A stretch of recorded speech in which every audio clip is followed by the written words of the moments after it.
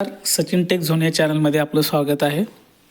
आता लाडक्या बहिणींना नोव्हेंबर, डिसेंबर आणि जानेवारीचे एकत्रित 4,000 रुपये येणार अशी बातमी न्यूजपेपरला, लोकसत्ताला, यूट्यूब चॅनलला, फेसबुकला, व्हॉट्सअपला फिरत आहे. त्या बातमीमध्ये किती सत्यता आहे ते आपल्याला बघायचं आहे. आता लाडक्या बहिणींना एकत्रित 4,500 रुपये मिळणार.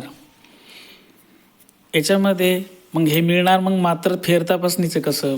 ज्या लोकांनी किंवा ज्यांची KYC झालेली नव्हती किंवा चुकीची नाही किंवा होय पर्याय त्याच्यामध्ये निवडले होते, मग आता त्यांचं काय करायचं? त्यांची फेरतपासणी कोण करणार? अंगणवाडी सेविकांनी बऱ्याच ठिकाणी आंदोलन केलेले आहे की ते पडताळणीला विरोध करत आहेत. मग ही पडताळणी कशी करणार आहे? तर याच्यामध्ये आता ज्यांचे KYC होऊन पण पैसे आले नव्हते त्यांचे पैसे त्या ठिकाणी शासन या 8 ते 10 दिवसामध्ये टाकणार आहे. परंतु ज्या लाडक्या बहिणीची KYC झालेली नाही, परंतु त्यांची आता फेरतपासणीसुद्धा होत नाही, त्यांचे पैसे हे कदाचित मार्च एप्रिलमध्ये पर्यंतसुद्धा जाऊ शकतात. त्याच्यामुळं लाडक्या बहिणींना 4,500 रुपये मिळणार. परंतु कोणत्या? ज्या लाडक्या बहिणीची KYC संपूर्णतः बरोबर आहे परंतु त्यांना पैसे आले नव्हते, त्याच लाडक्या बहिणींना त्या ठिकाणी 4,500 रुपये हे येणार आहेत.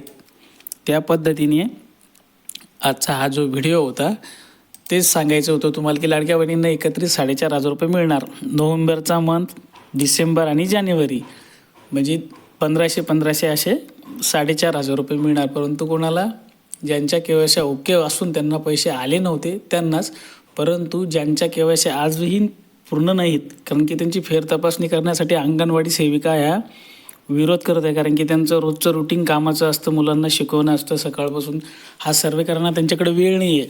त्यांनी या सर्वेला विरोध केल्याचं दिसत आहे. त्यामुळे लाडक्या बहिणींना 4,500 रुपये येणार आहेत. परंतु ज्यांची KYC ओके झालेली आहे किंवा व्यवस्थित झालेली आहे आणि परंतु पैसे आले नसल्यामुळे आता त्यांना येणार आहे. मात्र ज्यांची KYC झालेली नाही, ज्यांच्या त्रुटी आहेत, आणि सगळ्यात महत्त्वाचं हे लक्षात घ्या की घरातील कुटुंबामध्ये एक महिला विवाहित आणि एक महिला अविवाहित अशाच लोकांना, त्या लोकांना घरामध्ये हा हप्त्याचा लाभ मिळू शकतो. परंतु दोन्हीही विवाहित असल्यास एकालाच लाडक्या बहिणीचा जो लाभ आहे तो चालू असतो. किंवा घरामध्ये 4 व्हीलर गाडी नको, 2.5 लाखापेक्षा जास्त उत्पन्न नको, हे त्याचे क्रायटेरिया आहेत, हे त्याचे पात्रतेचे निकष आहे. याच्या बाबतीत अगोदरही वेळोवेळी आपण या व्हिडिओमध्ये सांगितले आहे.